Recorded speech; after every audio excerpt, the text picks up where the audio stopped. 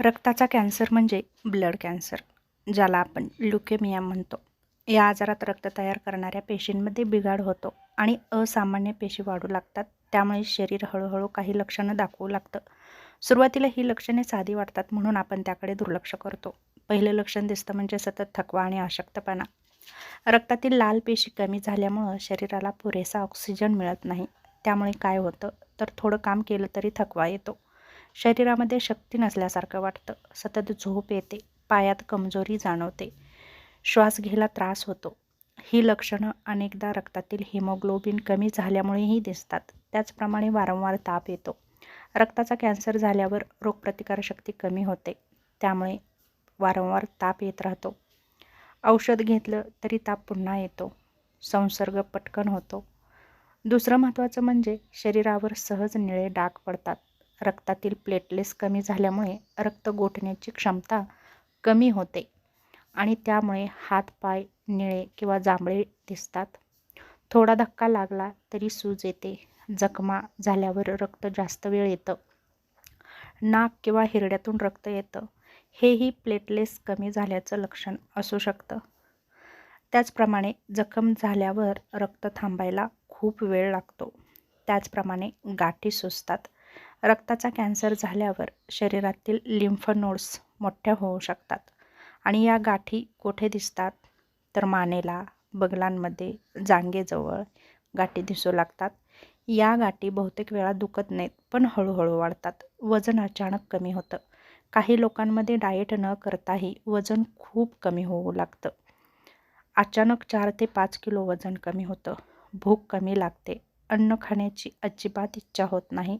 हाडे आणि सांध्यांमध्ये वेदना होतात. रक्ताचा कॅन्सर झाल्यावर हाडांच्या मज्जेत असामान्य पेशी वाढतात. त्यामुळे आपल्या शरीरावरती त्याचे वाईट परिणाम झालेले आपल्याला दिसून येतात. जसं की हाडांमध्ये खोल वेदना जाणवतात, सांध्यांमध्ये दुखतं, पाठीमध्ये, पायांमध्ये वेदना होतात, वारंवार इन्फेक्शन होतं, रोगप्रतिकार शक्ती कमी होते. त्यामुळे शरीरावर आपल्या परिणाम दिसतात. दुसरं म्हणजे घसा वारंवार दुखतो, सर्दी खोकला वारंवार होते, त्वचेवर इन्फेक्शन होतं, रात्री खूप घाम येतो.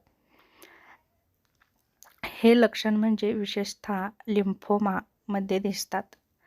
त्याचप्रमाणे रात्री पेशंटला खूप घाम येतो, कपडे भिजतील इतका घाम येतो, पोट फुगल्यासारखं वाटतं.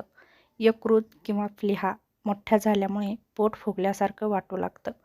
त्याचप्रमाणे पोटामध्ये जडपणा जाणवतो आणि थोडं जरी खाल्लं तरी पोट भरल्याची भावना होते. डाव्या बाजूला वेदना होतात. त्वचा फिकट पडते. रक्तातील लाल पेशी कमी झाल्यामुळे त्वचा फिकट दिसते. चेहरा पांढरट दिसतो. ओठ फिकट दिसतात. डोळ्याखाली काळी वर्तुळे खूप डार्क असे दिसतात. श्वास घ्यायला त्रास होतो. रक्तातील ऑक्सिजन कमी झाल्यामुळे श्वास घ्यायला खूप त्रास होतो. चालताना श्वास लागतो. छातीमध्ये जडपणा जाणवतो. त्याचप्रमाणे आपल्याला काही करावंसंही वाटत नाही इतका अशक्तपणा जाणवतो. महत्त्वाची गोष्ट म्हणजे वरील सर्व लक्षणं 2 ते 3 आठवडे सतत दिसत असतील तर डॉक्टरांकडे जाऊन तपासणी करणं खूप गरजेचं आहे. जसं की CBCची तपासणी, बोन मॅरो तपासणी, CT स्कॅन करणं खूप गरजेचं आहे.